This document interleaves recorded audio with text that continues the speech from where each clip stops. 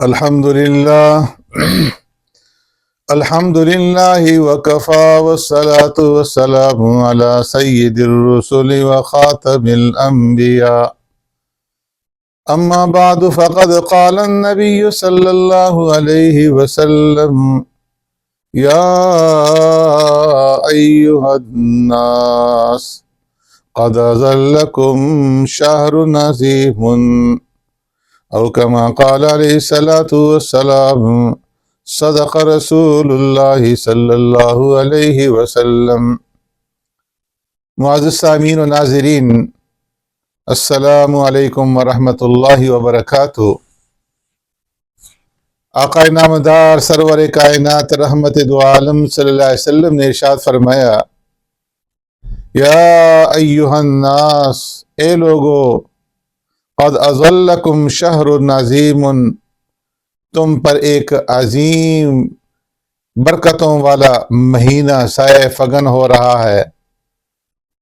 رمضان المبارک کا بابرکت مہینہ تمہارے اوپر آ رہا ہے.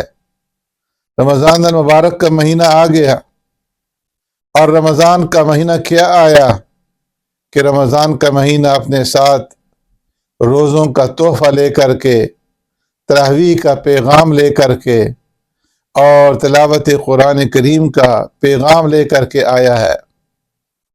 رمضان کے مہینے کے اندر سحری کی سحر خیزی اور افطار کی گرم بازاری تو بس اب دیدنی ہوگی. پورے مسلم معاشرہ پر تقوی اور پرہیزگاری، نورانیت اور روحانیت کی چادر تنی ہوئی ہوگی.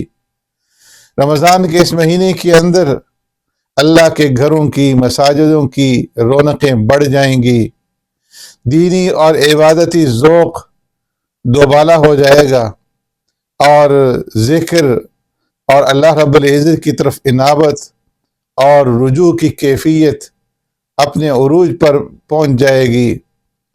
داد و دہش اللہ کے راستے کے اندر خرچ کرنے، صدقہ اور خیرات کرنے کی ہوائیں تیز چلنے لگیں گی، اور خالق کائنات کی جانب سے انسان کے نام یہ اہم پیغام جاری کر دیا گیا ہے کہ یا باغی الخیر اقبل و یا باغی الشر اقصر، کہ اے بھلائی اور خیر کے طالب آگے بڑھ، اور اے برائی اور بدعملی کے شائق رک جا.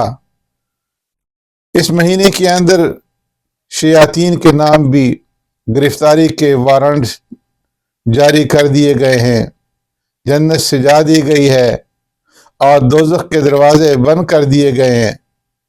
اس مہینے میں صبح و شام کی اذانیں فردوس گوش بننے لگیں گی، اور الصلاۃ خیر من النوم، کہ نماز نیند سے بہتر ہے.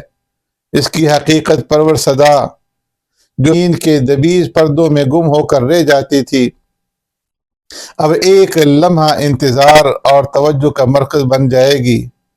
اور پھر شام کی صدائے اللہ اکبر، جو اکثر و بیشتر کاروباری ہنگاموں کے نظر ہو جایا کرتی تھی، اب اس مہینے کے اندر گوش روزہ دار کے لیے نوید جاں فضا بن جائے گی. رات روزہ رکھنے کے اہتمام میں اور دن رکھے ہوئے روزے کی حفاظت میں گزرے گا.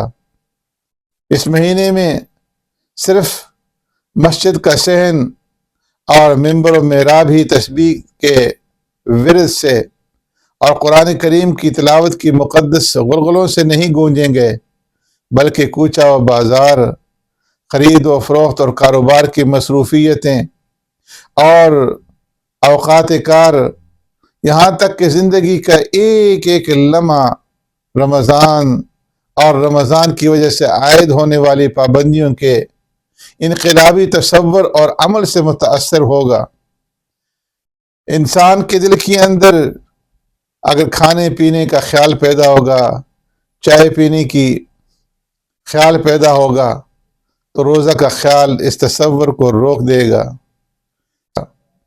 کھانے والا صبح صادق سے پہلے کھائے گا تو اس نیت سے کھائے گا کہ روزہ رکھنا ہے، اور شام کو کھائے گا تو روزہ کھولنے کے لیے. غرض روزہ کی عبادت زندگی کے سارے نظام کو اس طرح اپنے تسلط اور اثر میں لے لے گی۔ بڑے مبارک ہیں وہ لوگ جو اس فصل بہار سے بھرپور فائدہ اٹھاتے ہیں اور اس کے اثرات کو دائمی بناتے ہیں۔